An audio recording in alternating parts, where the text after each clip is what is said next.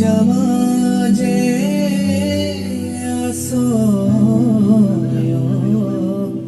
ঘুমতি যায়।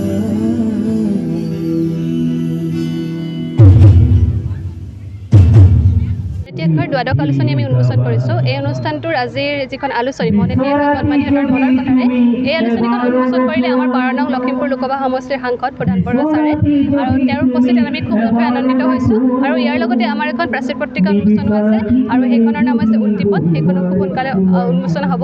আৰু এই অনুষ্ঠানটিৰ কণমানিসকলে আজি বিভিন্ন ধৰণৰ নৃত্য লগতে দিহানাম আদি পৰিৱেশন কৰিছে। মনেতি আখৰা অনুষ্ঠানটো কেতিয়া গঠন কৰা হৈছিল আৰু কি উদ্দেশ্যে গঠন কৰা হৈছিল?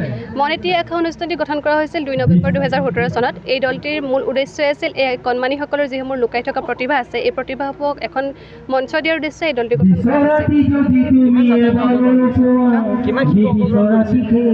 এই দলটি প্ৰথম গঠন কৰিছিলোঁ মই শিৱসাগৰ, কাৰণ মই শিৱসাগৰৰ জীয়াৰী আৰু বৰ্তমান মই ধেমাজি বোৱাৰী।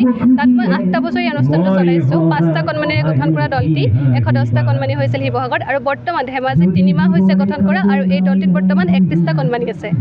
ভাল লাগিছে আজি আহি। মই বহুতো বস্তু শিকিছোঁ মুনিবাৰ পৰা। এই অনুষ্ঠানটোলৈ আহি পিনি কবিতা, ছবি আৰু ইত্যাদি বহুত বস্তু শিকিব পাৰিছোঁ এই গ্ৰুপটোত সোমোৱাৰ পৰা।